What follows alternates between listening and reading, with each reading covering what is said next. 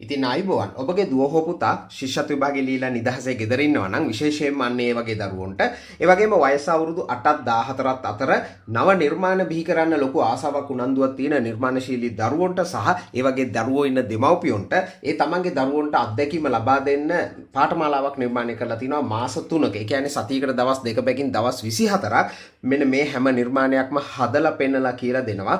ඉලෙක්ට්‍රොනික ඒ වගේම රොබෝටික් ඒ වගේම AI තාක්ෂණය අපේ ජීවිතයට සාර්ථකව යොදාගන්නේ කොහොමද කියන මඟ පෙන්වීමක් ලබා දෙන පාඨමාලාවක්. මේ පාඨමාලාව දවස් 24ක් මේ හැම දෙයක්ම පිළිවෙලට කියලා දීලා දරුවෝ ඒ කරන නිර්මාණ ඇගීමකට ලක් කරලා මෙන්න මේ වගේ ද ජූනියර් ඉන්වෙන්ටර් කියලා සර්ටිෆිකේට් එකක් දෙනවා. ඒ වගේම දරුවෝ කරන නිර්මාණ වලින් හොඳම නිර්මාණ 3ට 1 2 3 කියන ප්ලේසස් දීලා මෙන්න මේ වගේ සහතික දෙනවා. ඒ වගේම මේ කරන නිර්මාණ පේරන්ට් සර්ටිෆිකේට් එක ගන්න සුදුසු ඒවා නම් පේරන්ට් සර්ටිෆිකේට් එක ගන්න කොහොමද කියන මඟ පෙන්වීමක් දරුවන්ට ලබා දෙනවා. ඉතින් මේක තනිකර ප්‍රායෝගික වැඩමුළුවක්.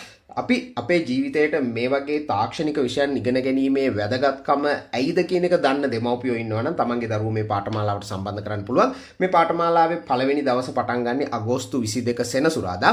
ඕනිම කෙනෙකුට නොමිලේ පළවෙනි දවසේ මේ පාඨමාලාවට සම්බන්ධ වෙලා මාත් එක්ක සාකච්ඡා කරලා මේ පාඨමාලාව ගැන හොඳ අවබෝධයක් ලබාගෙන ඔබ කැමති නම් ඔබගේ දරුවෝ මේ පාඨමාලාවට සම්බන්ධ කරන්න පුළුවන්. ඒ සියලු විස්තරයක් ලබා ගන්න කොහොමද කියන එක මම මේ කෙටි වීඩියෝ එකේ සම්පූර්ණයෙන් පැහැදිලි කරනවා.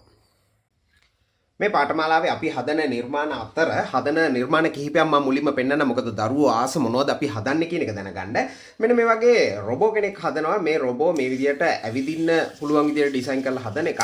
මේක මේ කකුල් කපා ගන්න දිග පළලවල් මෙන්න මේ විදිහට කටින් ලේඅවුට් එක විදිහට ලබා දෙනවා. මේකේ print out එකක් අරන් මේක කාඩ්බෝඩ් එකක එහෙම නැත්නම් ප්ලාස්ටික් කෑල්ල කලවලා මේ ටික කපලා බොහොම පහසුවෙන් මේක හදන්න පුළුවන්. මේ හැම දෙයක්ම හදලා පෙන්නලාම කියලා දෙනවා. ඒ වගේම මේ වගේ ඒවා ඩිසයින් කරන්නේ කොහොමද කියන එකත් අත්දැකීමක් විදිහට ලබා දෙනවා. ඒ වගේම තව මෙන්න මේ වගේ ඔය පරණ සෙල්ලම් බඩු වලින් ගලවලා අයින් කරන මෝටර් වලින් හෝ මේ වගේ ජියර් මෝටර් වලින් මේ වගේ රෝවර් හදාන්නේ කොහොමද කියන එක කතා කරනවා. ඒ වගේ ඩිරෙක්ෂන් කන්ට්‍රෝල් කරන්නේ කොහොමද, ඒ සඳහා විවිධ ස්විච් පාවිච්චි කරන්නේ කොහොමද කියන ප්‍රායෝගික අත්දැකීම ලබා දෙනවා. ඒ වගේම තව සුවිශේෂී නිර්මාණයක් කරනවා. මෙන්න මේක ලේසර් බීම් එකක් හරහා ඔඩියෝ එකක් ට්‍රාන්ස්මිට් කරන්නේ කොහොමද කියන එක. දැන් මේ තියෙන ට්‍රාන්ස්මිටර් එක, මේ තියෙන රිසීවර් එක මම මේක ප්‍රායෝගිකව ටෙස්ට් කරන අවස්ථාවකුත් පෙන්නන්නම්. ආයෙත් හරි මේ තියෙන්නේ අපි උදාහරණවලදී හදන ලේසර් බීම් එකක් හරහා ඔඩියෝ සිග්නල් එකක් යවන උදාහරණේ. අර අතන මගේ පුතා ලේසර් ට්‍රාන්ස්මිටර් එක ළඟ ඉඳන් ඔය කතා කරන දේ මෙන්න මේ රිසීවර් එකෙන් තමයි ඇහුනේ. මම මෙතනින් මෙහෙම අත තියලා පෙන්නන්න. මේ තියෙන්නේ ලේසර් බීම් එක. ඉතින් මේක තියරිටිකලි හොඳ ලේසර් බීම් එකක් පාවිච්චි කරගත්තොත් මෙතන ඉඳන් හඳට වුණත් ඒ කියන්නේ ආලෝකයේ යන ඕනිම දුරකට මේ සිග්නල් එක යවන්න පුළුවන්. ඒ වගේම තව හදනවා මෙන්න මේ වගේ නාය යෑම ඉන්ඩිකේට් කරන ඉන්ඩිකේටර් එකක්. ඊටමත් සරල පරිපතයක් වයිබ්‍රේෂන් එකක් ඩිටෙක්ට් කරලා අවුට්පුට් එකක් ඔන් කරන්න. දැන් මේ තියෙන විදිහට නාය යන සුළු ස්ථානයකට මේක සම්බන්ධ කරලා තියෙනකොට මේ පසේ සෙලවීමක් සිදු වුණොත් පොඩි වයිබ්‍රේෂන් එකක් වුණොත් ඒක මේකට ඩිටෙක්ට් කරනවා. මම මෙහෙම තට්ටුවක් දාලා පෙන්නන්නම්. ඉතින් මේ විදිහට බස් අවුට් එකක් එහෙම නැත්නම් රෙඩ් ලයිට් ඉන්ඩිකේටර් එකක් ඒ වගේ කැමති විදිහකට මේවා වෙනස් කරගන්න පුළුවන්.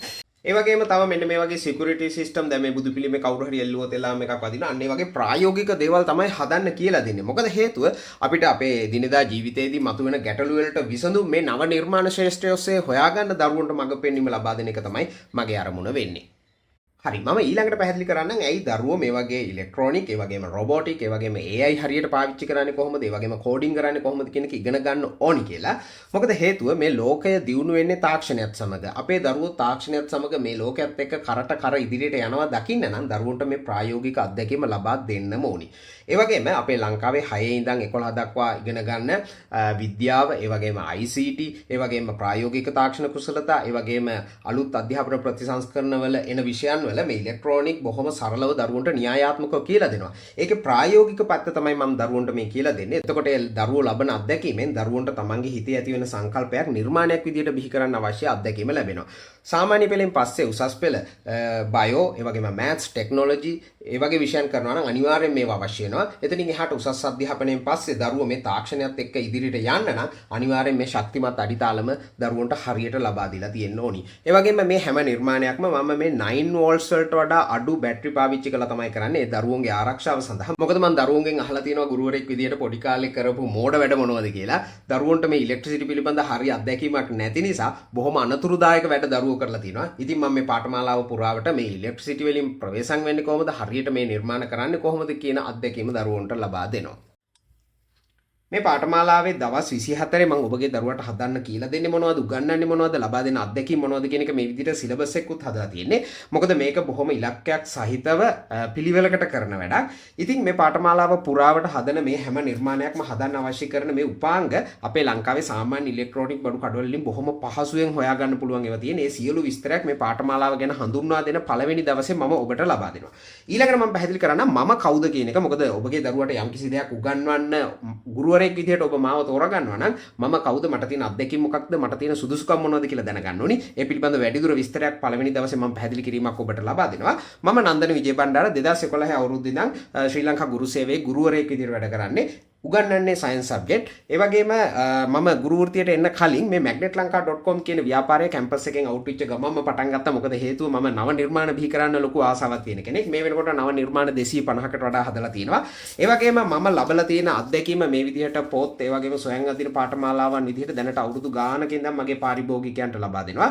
ඉතින් මේ ලැබපු අත්දැකීම ගුරු වෘත්තියෙන් මම ලබන අත්දැකීම් එකතු කරලා තමයි මේ ඔන්ලයින් පාඨමාලාව නිර්මාණය කරලා තියෙන්නේ. මේ පාඨමාලාව ඉලක්ක කරන්නේ දරුවෙක් මේ පරණ කැඩිච්ච කැසට් ටීවී රේඩියෝ රිපෙයාර් කරන කාර්මිකයෙකු බවට පත් කරන්න නෙවෙයි. අපේ මේ අධ්‍යාපන ශාස්ත්‍රයේ ඉදිරියට යන්න අවශ්‍ය මඟ පෙන්වීම ලබා දීලා දරුවාගේ හිතේ ඇතිවන සංකල්පයක් නව නිර්මාණයක් විදියට බිහි කරන්න අවශ්‍ය ශක්තිමත් අඩිතාලම දරුවට ලබා දෙන්න.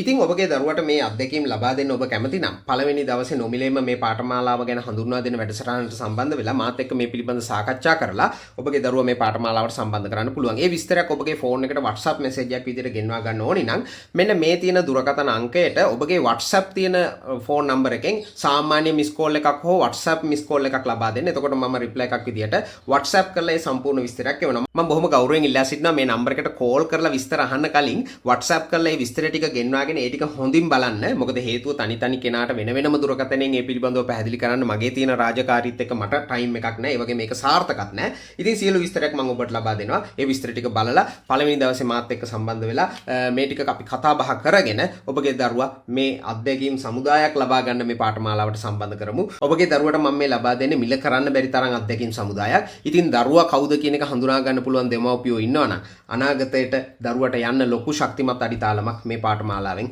ලබා දෙන්න පුළුවන්. එහෙමනම් සුබ දවසක්.